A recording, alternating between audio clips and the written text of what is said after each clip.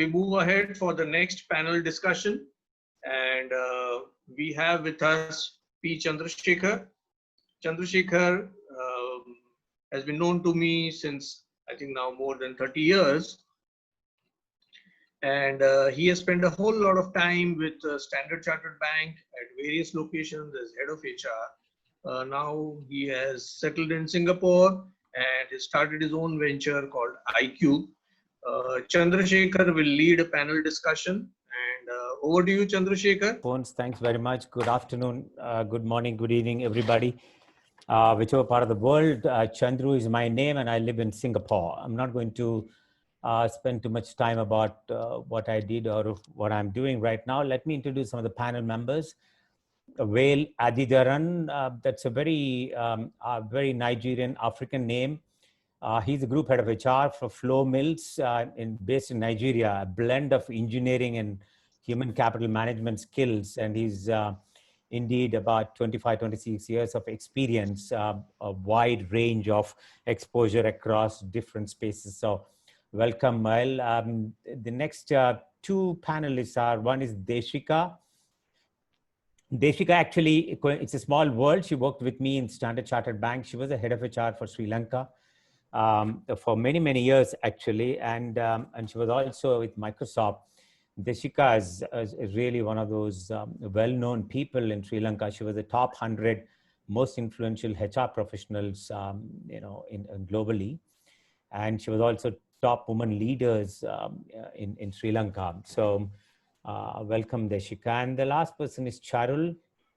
I would probably say Charul might have chosen HR as a second career. She was in the hospitality and airline industry and then moved into HR, did some variety of great roles across different markets in the world before, I guess, settling down in the UAE, might have liked the hot weather there. And she now on her own with the Matiti Group, which has got wide interest in different management consulting space, particularly focused around people, technology, and advisory.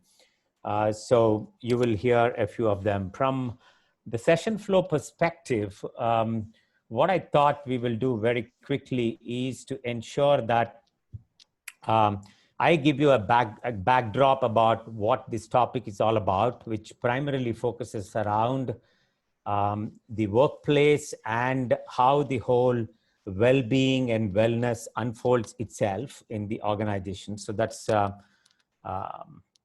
the topic today. Okay, very quickly, I'm going to give orientation for a couple of minutes before I open it up for questions to these esteemed panelists. Just a background, let's look at employee health and well-being are two separate choices for organizations. Now, health and wellness is all about hygiene. The insurance in the cafeteria, physical safety, anti-harassment, and all of that is all about health and wellness. While well-being is about being very holistic, and the well-being is normally classified into 5 to 6 areas: physical, emotional, social, financial, societal, and workplace well-beings. Now, while COVID would have brought some of them to a lot more prominence and more pronounced today, for example, I would say emotional, financial, and workplace well-being have a lot more pronounced importance today for employers compared to the other three. Let's just understand each of these definitions rather quickly. Physical well-being, all of us know it's about improving body functions and healthy eating and what have you. Recent Mercer survey said that 76% of employers see telemedicine in the future health program, and they want to expand to virtual care, telemedicine, and remote working, remote digital care, etc. So that's the physical well-being. The emotional well-being focuses around managing stress effectively or be resilient about whole ways of working that you have today and generate the positive emotions. Again, 67% of employers during this current COVID survey that has been done say that they have increased use of behavioral health programs. Not surprising, because they need to move away from the physical to a lot more of emotional well-being, given that people are working remotely. Now, social well-being, what does that mean? It's about develop meaningful relationships, maintain a support network, or overcome loneliness. Mind you, in the 2020s, we got 56% of the workforce globally to be Gen Y and Gen Z. That's people who are less than 30 years of age. Now, the pandemic has really proven that their social well-being needs are only partly met by social media, but then they still need to have the physical social interactions, which are a very important part of their lives, particularly since there is a lot more of nuclear families across the world. So that's about a social well-being need. The financial well-being, pretty much a motherhood statement. All of you understand this. The sense of security, employment that is being provided by employers, and that's very important in today's world. 49% employers have taken steps to address this during this pandemic. 49%. 13% are reviewing their retirement and benefit designs. Okay, so there is work going on from a financial well-being perspective. Let's quickly move to the societal well-being. Nothing much can be done now. Nothing much will be done for some time, actually, because you got to participate in a thriving community, culture, and environment. And therefore, this is not something you're going to see during COVID time. Now, the last one, which is the workplace well-being. This is about interest, values, and purpose to gain meaning, happiness, and enrichment professionally. Now, 87% of employees expect their employer to support them in balancing work and personal commitment. This is a Glassdoor survey. So those are what I'd like to call the 6 pillars of employee well-being. Now, how do you reach or move towards employee well-being? Now, what I articulated here on behalf of the whole panel members is it starts with leadership, where you talk about mindset, leading with empathy, with heightened self-awareness of leaders, and role modeling, leading by example. Plus the organization, which focuses around policies, processes, practices, and structures. Combine these two, and you are now working towards more of employee well-being.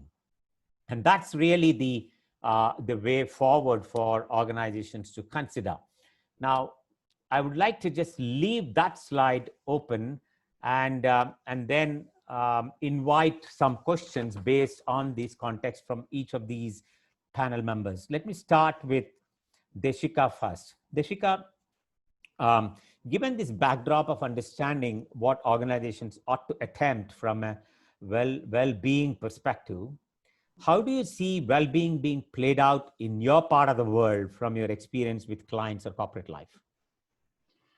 That's a great question, Chandru. Thank you. And thank you everyone for having me. Both to Grace Hills, Dr. Bhatia and Chandru for hosting this session. So I live in Sri Lanka and I work with clients overseas as well as in England and the USA. I see some common patterns, both good and bad. The first thing I've seen is that we did react quickly, partly out of necessity because it was mandated, but also because many organizations actually cared about their employees. So we developed remote working infrastructure, and here in Sri Lanka, it was almost non-existent. Laptops, for instance, in the month of March was probably the hottest commodity around.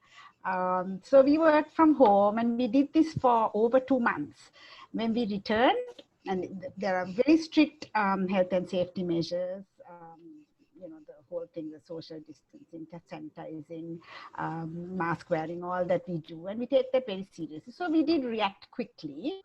And as organizations, a lot of companies understood some of the issues: childcare, flexi hours, proper infrastructure or lack thereof, fatigue, a lot of that. So companies did what they thought they should. We did a lot of programs. I conducted a lot of programs on how to stay positive, how to be resilient, about conducting effective virtual programs. But although we did these things, the one thing that we didn't do, and it was very interesting to hear Chandru mention this, is that one component, which was managing people's emotions. Did we really look at the emotional well-being of our employees. And I think that was very, very lacking and still is. CEOs and leaders really need to be coached to be more empathetic. Employees need proper counseling, insurance schemes and medical schemes need to be upgraded. So these kinds of things were not looked at. So we must accept that emotional well-being and the physical well-being go hand in hand if you want to get productivity out of your employees. Okay, thanks very much, Deshika. Let me move on to our Nigerian friend. What's happening in your part of the world, my friend, in the whole space of well-being? Well, Lagos is doing good. Thanks to Dr. Bhatia and the team for inviting me. Thanks, Chandra, for your fantastic background on the 5 pillars of holistic well-being. Here in Africa, here specifically in Nigeria and Lagos, yes, the pandemic is eating very hard as well. And this is the time that leadership is really challenged about all the mantra we brandish that our people are the most important asset. And for that most important asset, it's about what they are thinking, it's about what they are feeling, and it's about what they are doing. So what Chandra had expertly laid out in 5 pillars will manifest in what they think, what they feel, and what they do. All these employees are brothers, sisters, fathers, mothers, uncles, and some kind of relationship to so many others. So here, the focus is on how do we improve and enhance what they think, what they feel, what they do. And things are changing, the workplace is changing, work itself is being redefined. So how do we ensure that work-life balance or work-life integration is done without burning people out? So the need to define the boundary is a big challenge. The time zones are different. They are working with stakeholders from every part of the world. And now with the advent of technology, they could work at any hour of the day. So leadership has to be sensitive to what the employees are thinking, feeling, and doing. Thank you, Chandra. Thank you. I'll come back to you on the couple of questions.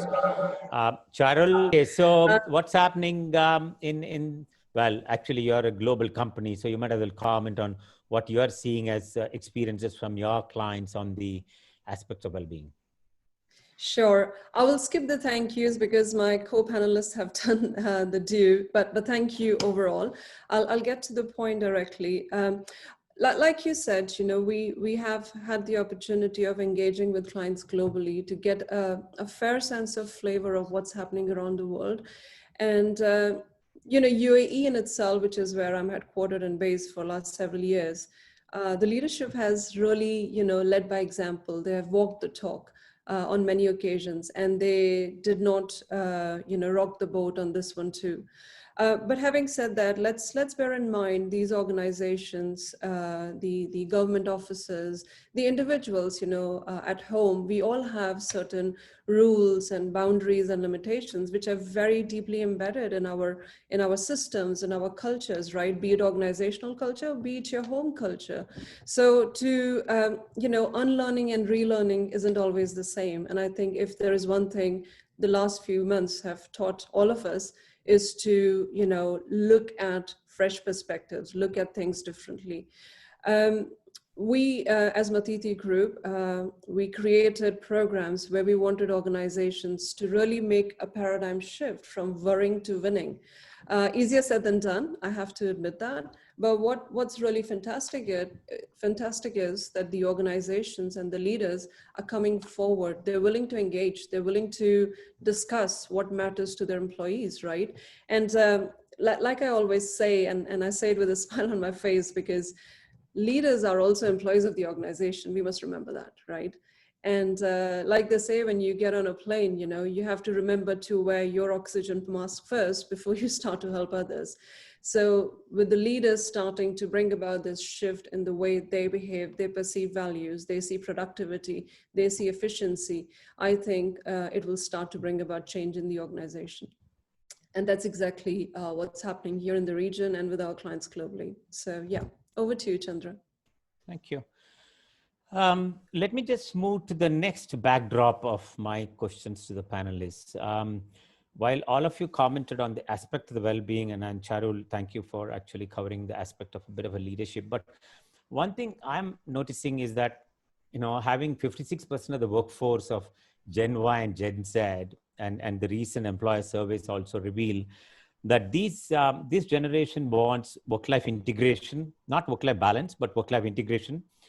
Second is about a society which is more equitable and more inclusive. And the third is about wanting work that is at a meaningful level, with the freedom to take decisions at a localized level and not necessarily at a global level.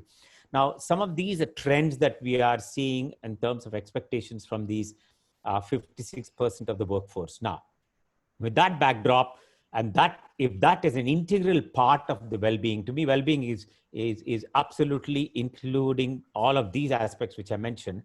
What are the leadership mindset changes that the leaders have to consider towards making themselves role model, and that leads to employees being more productive and engaged? Let me reverse. I hope you got that question. Let me reverse the order of asking. Let me start with Charul. Charul, yeah, is the question Chandra. clear? Is this Yes. question? Yeah. Okay. Thank you. Yeah. No, thank you for the question. And I think your questions are very focused and very relevant. And I think it will extract the best out of us. So thank you for that. I will shed some light on the tips and tricks that, we have tried and tested, and leadership mindsets and the shifts which have really enabled people and organizations to evolve on the other side better and stronger. I would start with consistency and engagement with the team, the open dialogue. I think it's highly underrated, and there is no dearth of examples that can be shared in highlighting how valuable it can be or how instrumental it can be in bringing about the shifts in an organization. So engaging with the team and being able to accept what the employee has to say. So going with a mindset where you're not expecting what the employee should or could or would say, but it's actually going with the flow and accepting what the employee has to share, because their insights and their experiences might surprise you. Being open and vulnerable. I use the word vulnerable quite often because I think it's a strength. A lot of us see it with some dark light, but I think a great trait of a leader is being vulnerable. If you as a leader can shine some light on what your challenges have been, I think it is very encouraging for the teams that you manage, and like you've said, be the role model. If your role model can show signs of being challenged and get better at things they do, I'm sure it encourages the team members under them to open up and speak their heart out. It's also very important for leaders to not work in isolation. It loops in with all the 2 points that I've said before. Leaders are a very important part of the same organization where they manage the team. They sit at a different level, but they are driving the same purpose. They're driving the same vision. So I think it's about time we break those barriers in terms of, designations and titles and departments and, blinding our vision with what is our JD. And a great example is if those of you are familiar with the EMR group worldwide, Mohammed Al-Abar, who is the founder and the chairperson of EMR Hospitality, he yesterday made a very, very phenomenal announcement saying there will be no job titles for anyone in the organization. It will have the name and it will have their contact information, and we all work and drive the same purpose. I mean, it's an example that I could not but help share on this platform, because this is exactly what the leadership needs to do. I think it's also a great time to redefine your own purpose and values, and then the organization purpose and values, because there are many, many things that have come to the front if those were not the part of the discussion in the past. it's very relevant to be, you know, of course, productive and efficient and you know, driven towards result. But are we sustainable? Are we future focused? Are we innovative? Are we embracing changes as they come? I think these are very, very important aspects, and there perhaps is a need for the leaders to look at what is defining their organizational purpose. Okay. And the list is just enormous, but I think I will leave you with these 4 or 5 pointers, which I think cover a major part of where I see leaders can start to shape the change. Thank you. Great. No, thank you, Charul. Well, do you have anything to add on top of what Charul mentioned? I think Charul had covered everything very nicely and adequately, but let me just emphasize some areas that she touched on with some examples, some practical examples. Okay. In my business, the first message that leaders were, you know, sent and that was drilled into everyone is, this is not business as usual. So we needed the agility. Secondly, it is the best time to live our values. Third, like she said, we are going for the long run. It's not for the now.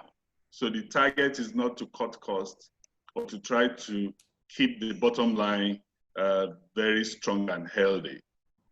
The greatest metric for this period for us is the well-being of our people. Is that holistic, you know, 5-pillar model that you've painted. So we invested in the people at this time. That investment is not going to give us the return in 1 year or 2.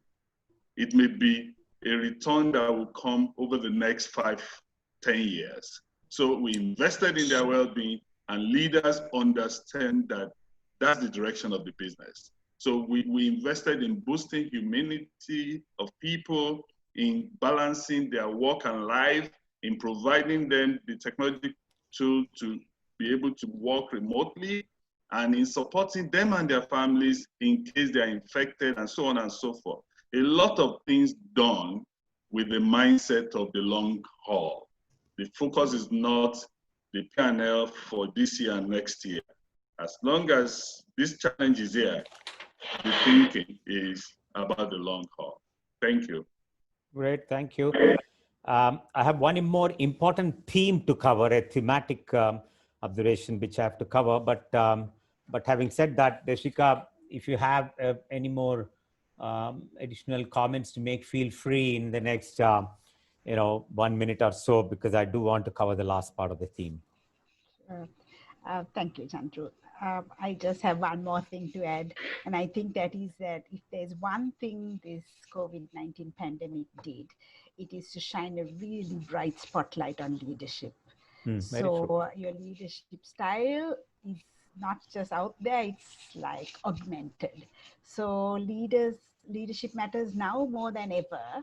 And so a leader's inner strength, resilience, how he manages the situation, most importantly, the fact that he has empathy and that he leads with empathy, I think that is really important. That's it. Very true. Absolutely spot on. And you can see that all around in the political leadership dictating how the countries are really coming out of the situation or suffering, as it were, right? The third theme I would like to cover, it needs a bit of a backdrop for about 30 seconds to 1 minute. In the new normal, there are 3 major trends that contribute to building employee engagement and well-being. The 3 major trends, all of us are facing them. One is blended workforce. What do I mean? There seems to be core fixed workforce and the rest is contingent workforce. And that's where the optimization of costs are coming through for companies to survive and then to thrive. So that's one. Second is distributed workplace and remote management. No longer people would like to go to one place of work. It's now back to distributed workplace, which is what it was maybe about a decade ago. And the recent Deloitte survey shows that 87% of the companies are already thinking from the concept of near from home, not work from home, near from home. And therefore the mushrooming offices around that for shared workplaces will come through.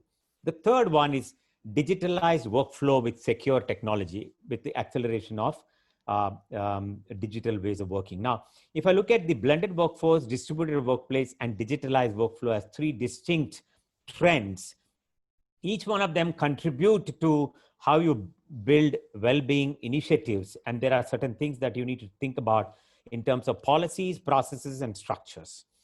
So I'm going to ask in turn one theme for each one of you, and then figure out if you have time, cover the other two as well. So let me start with Deshika.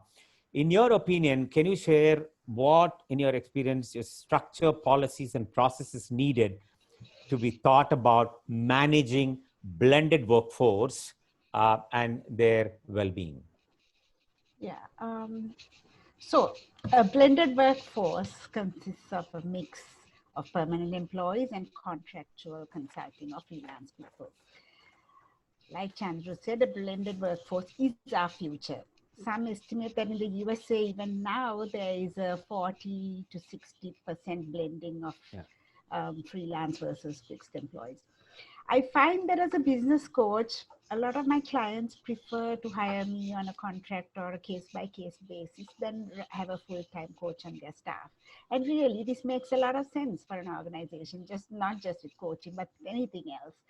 So for people who like flexibility like myself, this is an ideal situation and it suits the company too. Talking of flexibility, Chandru gave us the figures. Millennials are already the largest segment in the workforce, and according to the US Bureau of Labor Statistics, by 2030, 75% of the workforce will be millennials. Now, if you ask a millennial if he wants to work 9 to 5, or if he wants work-life balance, or whether he believes that being loyal to the same employer for a long time is the right way to go, he will definitely tell you that that is not the right way. And he definitely wants work-life balance. So for a blended workforce, we need to give them a few things. I thought of a couple of things. One is we have to give them the right infrastructure. We have to give them the right equipment, the right kinds of digital communication tools. People should be able to use the cloud so that we are all working on the same document in real time if required. Goals and objectives have to be crystal clear. All of us who are HR professionals will understand this, that it needs to be even more important than if you are working on site in an office. Work performance has to be gauged based on your output and your delivering objectives rather than on how many hours you worked. And this is, I think, a very important thing is that organizations have to treat their freelancers and their fixed employees in the same way, because it's very common for external employees or these flexible employees to feel that they've been left out. So they must be included in meetings, they must be included in WhatsApp groups that the organization has, and they must be recognized for things that they do. So yeah, those are some of the things that I think we need to do. No, that's good. That's good. I'm going to rush Charul next for her comments. I'm afraid you probably will have not more than 30 seconds to comment on, Charul. All right, I'll try and make the best of it. But mind you, your focus is on distributed workforce, not on blended anymore. How does distributed workforce or remote management need to be managed from a well-being perspective? That's the filter for policies and structures. Okay, go for it. Sure. So Chandra, I will try and quickly, segregate it from the employee perspective and employer perspective, because I think there are two different paradigms, right? And the adaptations have to be very unique. When we talk about employer, or let's say the leadership, I think what's really, really important is let's get candid about stress. And that's the language I use in the workshops I conduct. You know, let's address it. Let's talk about the white elephant in the room, right? Yeah. And the beauty is there is always a win-win. And there's something that we have introduced in the market here and the clients are loving it is, yes, you work from home. You used to work from office. Why don't we create something where we have something that we call work for home while you're working from home or you're working from office, right? So you could be wherever you are, or you could be sitting in a coffee shop and doing what you do.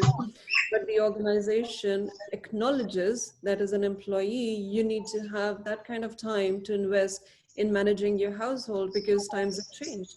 and maybe you don't have that maid anymore taking care of your kids at home, and you need to invest that time looking after them, right? Yeah. So what we do is we have a caveat to the policy saying work for home, and that hour or that time limit is, you know, undisturbed time for you to deal with whatever you have to do.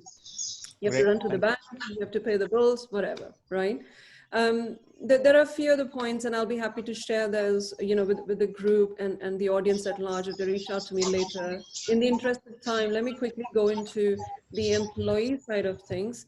I think as an individual, we also have to take some responsibility of what's happening around us. We can't always just say, hey, my employer did not do enough. That can't be real. We are all adults. We are individuals who have a head on our shoulders, and we need to think and act like it. So I think what's very, very important is we have to start to implement some, you know, routines and practices in our daily life, no matter where we are. So you're working from home. I'm going to stop you there.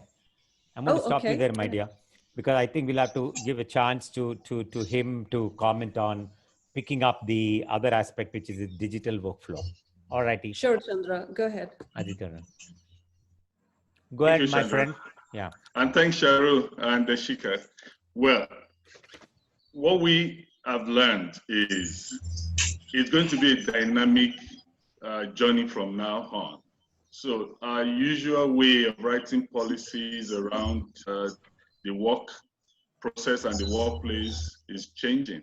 So with the advent of various technological tools for people to work freely from anywhere, provided they are not working on machines that produce products, we realized that we can easily identify the stress points that makes life difficult for people. So it's not just about, you know, working near from home or working from home. Sometimes working from home could be a stress point for some people. So it's the flexibility. So what we've done is to focus people on objectives to deliver and ask them for the tools they require. When we know, then we provide the tools to them. As I'm speaking with you, I'm not working from the office. So, and I'm still able to work. Even while on this conference, I'm doing some other things in parallel, unfortunately.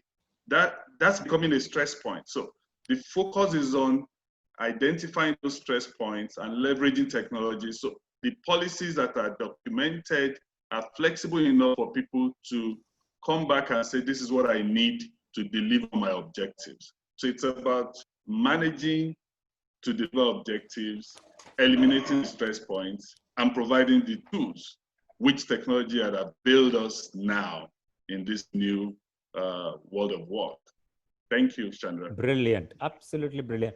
And I think that helps, you know, those three perspectives to be brought together, which is the blended workforce, distributed workplace, and the digital workflow.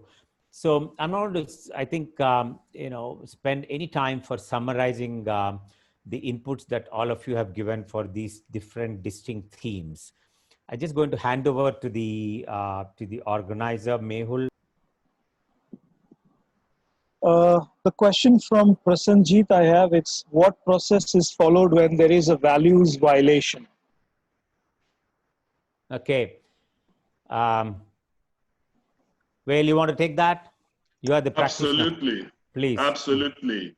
Our values is the core of our fabric for existing. So there's zero tolerance. No matter how good you are, no matter how smart you are, the moment you contravene our values, you will get the highest and strongest sanction, and it should be made known to everyone, so everyone is clear on where the boundary is. In fact, in my experience, Subhay, I used to insist that anybody who's not living the values should not be working for the company, just resonating what he said. And on many occasions, we've actually asked people to go because we didn't need prima donnas. We need people who play the organization. Chandra, I'll just like to add a quick point here. Yeah. Mm-hmm. I agree with everything that Wale said and you have added. Just a little bit of a caveat to that. I think in an organization which I'm very, very proud of, I worked several years back, one of the values was, you know, failing is a part of learning, right? So when you say you have to live the values, if you as an organization, as an individual are failing to apply those values, this is a part of learning. And I think as leaders, we have to embrace that. And as leaders, we have to offer the opportunities for individuals to improve and learn and bring or garner the understanding of compassion and empathy before we make a decision. So just my 2 cents. I know we're out of time. I think what you're saying, if I may pull it together, there are some values where failure can be part of learning, but there are some values, which is what Wale is saying, which is absolutely intolerable. And that's the distinction, which I guess is where we are coming from. Yeah, okay. Sure. Thank you, Deshika. Thank you, Charul.